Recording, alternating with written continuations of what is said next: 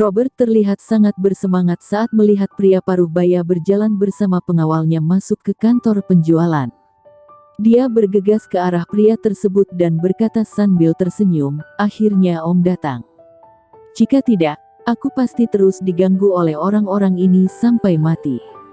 "Kamu memang selalu membuat masalah, Robert. Sudah berapa kali aku menyuruhmu untuk tidak bertingkah saat bekerja di luar?" tegur pria paruh baya itu tanpa ekspresi. "Tidak, Om. Jangan salah paham dulu. Bukan aku yang membuat masalah kali ini, tapi dia," sanggah Robert tak terima sambil mengarahkan jari telunjuknya ke Morgan. Kedua mata pria paruh baya itu pun mengikuti arah telunjuk Robert. Namun seketika dia terkejut, tubuh pria tersebut terlihat gemetar saat mengetahui bahwa orang yang dimaksud oleh keponakannya itu adalah Morgan. "Om, ada apa?" tanya Robert dengan ekspresi bingung. Pria paruh baya itu tidak menjawab pertanyaan Robert, tetapi justru berjalan cepat ke arah Morgan dan bertanya dengan hormat, "Tuan Muda Bahtiar, mengapa Anda ada di sini?" Petik 2. Mendengar kata-kata pria paruh baya itu, semua orang yang ada dalam ruangan pun tercengang. Mereka terbelalak dengan mulut terbuka saat menyaksikan penyelamat Robert ternyata mengenal Morgan. Dari nada bicara pria tersebut tampak jelas terlihat bahwa dia sangat menghormati Morgan. "Apa? Omnya Robert mengenal Morgan?" batin Helen tak percaya. Dia melihat ke arah Morgan dengan ekspresi bingung di wajahnya. Morgan mendongak dan melirik pria paruh baya di depannya. Morgan tampak terkejut juga. Dia tidak menyangka bahwa penyelamat Robert adalah Hadi. Sebelumnya Morgan berencana untuk menelepon Hadi dan memintanya untuk menangani Robert, tetapi ternyata Robert sendiri yang membantunya dengan langsung menelepon Hadi. "Om kenal bocah ini?" tanya Robert dengan ekspresi bingung. Dia sangat terkejut menyaksikan sang paman, yang dia andalkan untuk menolong dirinya itu, ternyata mengenal dan bahkan sangat hormat kepada Morgan. Plak! Sebuah tamparan mendarat seketika di wajah Robert saat Hadi mendengar keponakannya itu memanggil Morgan dengan kata bocah. Tamparan itu tentu saja membuat semua orang yang menyaksikan semakin bertambah bingung. Pria penyelamat Robert ternyata tidak hanya mengabaikan Robert, tetapi juga menamparkan wajahnya. "Apa yang sebenarnya terjadi, Om Hadi? Kenapa Om menamparku?" tanya Robert sambil menutupi wajahnya yang kesakitan. "Berlututlah dan minta maaf kepada Tuan Muda Bahtiar," perintah Hadi dengan suara keras sambil menatap tajam ke arah Robert. "Mengapa aku harus berlutut dan meminta maaf padanya? Bocah inilah yang menggertakku dan tidak membiarkanku pergi," teriak Robert penuh amarah. "Sekarang aku memintamu untuk berlutut dan meminta maaf kepada Tuan Muda Bahtiar." "Kamu tidak mau mematuhiku," bentak Hadi. Dia sudah menebak apa yang terjadi saat ini. Pasti ada masalah antara Robert dan Morgan, makanya Robert menelepon dan memintanya untuk datang. Hadi tidak bisa mentolerir sikap Robert terhadap Morgan yang tak lain adalah bosnya. Pria paruh baya itu tidak pernah menyangka bahwa keponakannya akan membuat masalah dengan Morgan.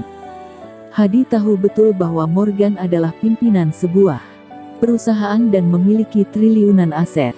Bahkan orang-orang setingkat Johnson pun bekerja untuk Morgan. Bagaimana mungkin dia bisa menyinggung Morgan karena Robert? "Om Hadi," gerutu Robert yang tampak masih agak enggan untuk melakukan apa yang diperintahkan oleh pamannya. "Aku memintamu untuk berlutut dan meminta maaf kepada Tuan Muda Bahtiar. Apa kamu tuli?" bentak Hadi sekali lagi sambil terus menatap Robert dengan ekspresi sangat marah. Robert berdiri. Sejenak dia terlihat ragu-ragu. Dia belum pernah melihat Hadi begitu marah padanya. Reaksi Hadi kali ini hanya bisa menjelaskan satu hal, yakni Morgan adalah orang yang tak mampu dia hadapi. Sesaat kemudian, Robert pun benar-benar berlutut di depan Morgan. Menyaksikan kekasih yang sangat dia banggakan berlutut di hadapan Morgan, seketika Sandra merasa harapan terakhirnya pupus sudah. Awalnya dia berencana untuk memberi Morgan pelajaran dengan menggunakan kekuatan keluarga Robert sekaligus membangun reputasinya di kantor penjualan. Namun siapa yang menyangka saat penyelamat Robert datang, ternyata yang terjadi adalah sebaliknya. Robert justru harus berlutut dan meminta maaf kepada Morgan. Demikian juga Helen. Gadis itu benar-benar menyesali kebodohannya karena telah mengabaikan orang sekaya Morgan yang bisa menghabiskan uang 140 miliar hanya untuk membeli villa. Harusnya dia tidak mempercayai kata-kata Vivi dan teman-temannya kemarin. Penyesalan gadis itu semakin bertambah saat melihat Robert berlutut di hadapan Morgan. Andaikan dia tidak menghina dan merendahkan Morgan sebelumnya, mungkin dia sudah menjadi pacar pria kaya raya itu sekarang. Sayangnya dia melewatkan kesempatan itu. Tuan Muda Bahtiar, maafkan saya. Ini salah saya, ucap Robert dengan suara rendah seraya menggertakkan giginya. Morgan hanya melirik Robert dan tidak mengeluarkan sepatah kata pun.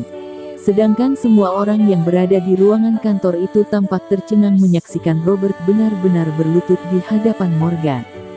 Mereka akhirnya menyadari bahwa Morgan bukan hanya generasi kedua yang super kaya, tetapi juga memiliki kekuasaan yang luar biasa. Kalau tidak, Hadi tidak akan pernah bersikap seperti itu padanya. Sandra, Helen dan yang lainnya telah melakukan kesalahan besar kali ini. Terutama Helen. Gadis itu merasa bahwa perilakunya sangat konyol. Dia tadi bahkan meminta Morgan untuk meminta maaf kepada Robert dan ingin memberikan bantuan kepada Morgan. Ketika Morgan menolak, Helen tetap mengatakan bahwa Morgan tidak tahu diri.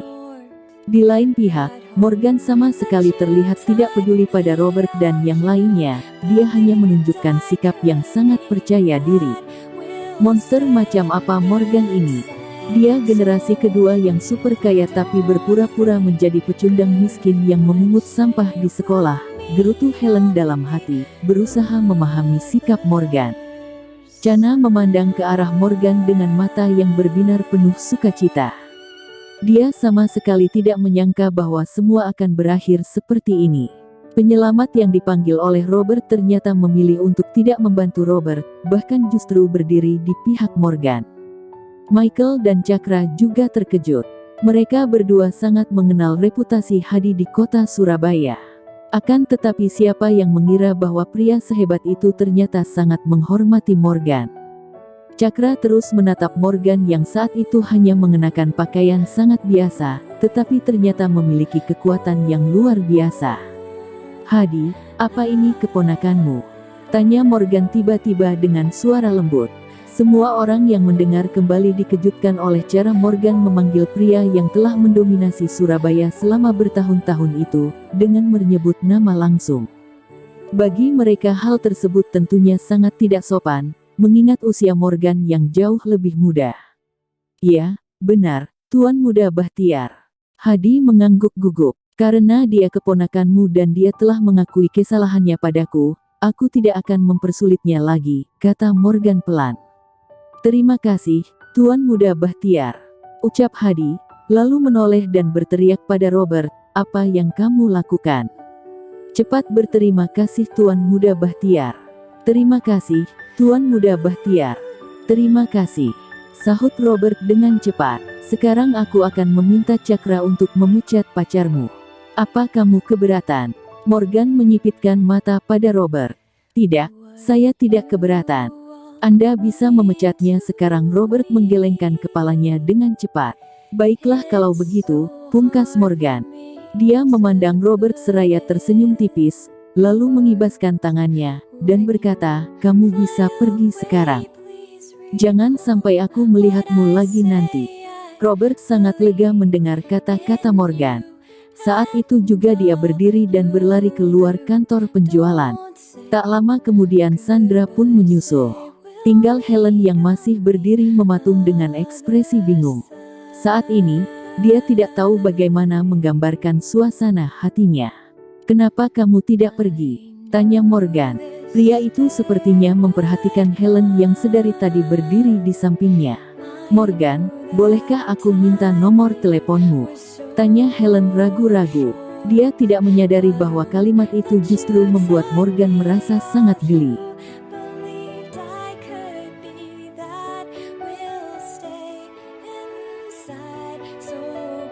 Morgan tidak bisa menahan tawa ketika mendengar Helen ingin meminta nomor teleponnya. Dia benar-benar tidak mengerti mengapa Helen bisa mengatakan kata-kata seperti itu di saat seperti ini. Sungguh dia sangat tidak tahu malu, kan? Jika saja Helen tidak datang untuk memperkeruh suasana sebelumnya, mungkin masalah tadi akan sebesar ini. Kamu ini seorang gadis yang tidak punya harga diri sama sekali ya. Kenapa kamu belajar menjadi gadis seperti sepupumu di usiamu yang masih sangat muda? Cibir Chana sebelum Morgan sempat berbicara seraya berdiri dan menunjuk-nunjuk Helen. Helen terkejut mendengar apa yang dikatakan Chana barusan. Aku tidak bermaksud apa-apa. Aku hanya ingin meminta maaf pada Morgan, balas Helen tergagap sambil menatap Chana. Minta maaf saja secara langsung, kenapa harus minta nomor telepon? Teriak Chana dengan mata melotot. Dasar tidak tahu malu. Bukankah kamu yang baru saja mengejek Tuan Muda Bahtiar? Bukankah kamu bilang dia pemulung? Sekarang setelah tahu Tuan Muda Bahtiar adalah generasi kedua yang kaya, kamu ingin minta nomor telepon untuk merayunya, kan? Benar-benar tak tahu malu, caci Chana lagi. Dia tahu Morgan pasti akan berada di pihaknya, jadi dia berani menegur Helen dengan tidak sopan seperti itu. Staf di kantor penjualan itu pun kemudian mulai melakukan hal yang sama. Mereka semua berdiri, dan menunjuk ke arah Helen sambil mencemooh gadis itu. Aku belum pernah melihat gadis yang begitu tak tahu malu sepertimu. Kamu hanya tahu bagaimana cara merayu orang kaya ya. Jika kamu mau merayunya, kenapa kamu mengejeknya tadi? Petik 2. Gara-gara ucapan kamu tadi kita semua jadi salah paham tentang Tuan Muda Bahtiar. Seandainya tadi kita tidak salah paham, masalah ini tidak akan terjadi. Petik 2. Para staf di kantor penjualan itu menyerang Helen dengan kata-kata pedas satu persatu.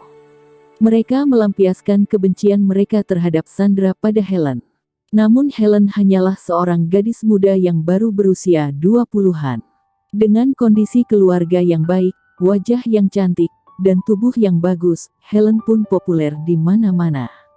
Jadi, ketika mendengar apa yang para staf katakan tentangnya, dia tidak bisa menahan tangis. Aku benar-benar ingin meminta maaf pada Morgan. Aku tidak bermaksud apa-apa, teriak Helen pada semua orang di sela tangisnya, lalu berbalik hendak berlari keluar kantor penjualan. Namun tiba-tiba Morgan mengulurkan tangan dan langsung meraih Helen yang terseduh. Helen tertegun sejenak, lalu menoleh ke arah Morgan dan berkata dengan wajah sedih, "Morgan, untuk apa kamu menahanku? Aku tahu aku tidak tahu malu, kamu puas. Aku tidak akan minta nomor teleponmu, tolong biarkan aku pergi."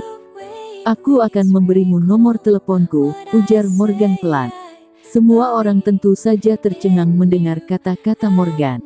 Ekspresi di wajah mereka tampak sangat terkejut. Tak terkecuali Helen, wajah gadis itu pun terlihat sangat bingung. Maksud kamu, Morgan, apa yang kamu bicarakan?" tanya Helen dengan tergagap. "Aku bilang aku akan memberimu nomor teleponku, tapi aku ingin kamu berjanji satu hal padaku," balas Morgan dengan suara pelan. "Apa?" tanya Helen antusias. Tangisnya pun seketika terhenti. "Aku akan memberitahumu nanti. Kamu bisa menyimpan nomor teleponku sekarang," kata Morgan seraya mengeluarkan ponsel dari saku bajunya, lalu menunjukkan nomor ponselnya kepada Helen. Helen tentu tak menyia-nyiakan kesempatan itu. Dengan wajah berbinar dia segera menyimpan nomor Morgan ke dalam daftar kontak di ponselnya. "Jangan pergi dulu, masih ada yang harus aku beritahukan padamu," tukas Morgan setelah melihat Helen selesai menyimpan nomor ponselnya. "Oh, oke," balas Helen cepat seraya mengangguk. Kali ini gadis itu merasa sangat tersanjung. Sekali lagi, para staf di kantor penjualan itu dibuat terkejut oleh pemandangan yang ada di hadapan mereka. Mereka sama sekali tidak menyangka Morgan akan benar-benar memberikan nomor ponselnya kepada Helen setelah apa yang telah dilakukan gadis itu terhadapnya. Namun mereka sudah tidak berani lagi mengejek Helen. Sebagian dari mereka bahkan berpikir bahwa Morgan mau memberikan nomor teleponnya kepada Helen karena melihat sosok Helen yang cantik. Jadi mungkin saja pria ini memiliki niat lain pada Helen. Pria seperti Morgan tak mungkin bisa menolak gadis muda, polos dan cantik seperti Helen. Di sudut lain, Chana terlihat berdiri dengan wajah cemburu. Rencananya terancam gagal jika Morgan nanti benar-benar berhubungan dengan Helen. R kecil ini ternyata tahu bagaimana cara merayu tuan muda Bahtiar, umpatnya dalam hati. Dia harus mulai memikirkan bagaimana cara menyingkirkan Helen. Jika dilihat dari penampilan, Chana sebenarnya tidak kalah dari Helen. Akan tetapi kedua orang tersebut memiliki gaya yang berbeda. Chana lebih terlihat sebagai wanita dewasa yang mendominasi dan seksi, sedangkan Helen sebaliknya, terlihat sebagai gadis polos yang manis. Sejauh ini tidak ada yang tahu gaya mana yang akan lebih disukai Morgan. Ketika Helen melihat Morgan benar-benar memberikan nomor teleponnya, dia tentu saja merasa bahwa pria itu menyukainya. Bagaimanapun, Morgan sangat tertarik pada Helen tadi malam sebelum Vivi bersama teman-temannya muncul dan merusak semuanya. Saat ini, Helen sudah mengetahui identitas Morgan, jadi jika pria itu benar-benar menyukainya, Helen pun dengan senang hati akan menerimanya. "Pak Cakra," panggil Morgan tiba-tiba dengan suara lantang. "Ya, Tuan Muda Bahtiar. Ada yang bisa saya bantu?" balas Cakra buru-buru sambil tersenyum dan berjalan ke arah Morgan. "Aku tadi membeli villa di kantor penjualanmu, bukan?" "Ya, Tuan Muda Bahtiar, saya akan meminta seseorang menyiapkan kontrak sekarang," jawab Cakra cepat. "Tidak perlu menyiapkan kontrak, aku membeli villa itu untuk memberikannya pada seseorang. Nanti, kamu dapat menghubungi seorang wanita bernama Leona. Wanita itu telah melihat villa di kantor penjualanmu tadi. Katakan saja seseorang membeli villa itu dan memberikan kepadanya, tapi jangan biarkan Leona tahu bahwa aku yang membelinya." "Apa kamu mengerti maksudku?" Morgan berkata pelan. Setelah mendengar kata-kata Morgan, semua orang menunjukkan ekspresi terkejut. Tidak ada yang mengira pria itu akan membeli villa seharga 140 miliar hanya untuk diberikan pada orang lain. Tak terbayang betapa kayanya generasi kedua itu bahkan bisa memberikan villa pada orang lain secara cuma-cuma. Ekspresi di wajah Morgan pun terlihat biasa saja, seolah-olah dia hanya memberikan sesuatu yang seharga 24.000 pada orang lain. Helen menatap Morgan dengan tatapan kagum. Dia tampak semakin bertekad untuk merayu dan mendapatkan Morgan. Ini adalah kesempatan emas. Pria generasi kedua yang sangat kaya seperti Morgan sangat jarang ditemui, jadi Helen harus bisa mendapatkannya. Di saat yang sama, Chana sama sekali tidak terkejut seperti yang lain. Lagi pula, Morgan juga membeli villa untuk Maria, tetapi Chana lebih cemburu pada Leona. Dia tidak bisa memahami hubungan antara wanita bernama Leona dengan Morgan. Morgan memberinya villa yang begitu mahal tanpa pikir panjang siapa sebenarnya Leona ini, pikir Chana. Sementara itu, Leona telah kembali ke rumahnya. Dia tidak tahu bahwa Morgan telah membeli villa dan memberikannya padanya. Saat ini, dia masih khawatir tentang uang untuk membeli villa tersebut. I knew this day would come. I knew that our time here was so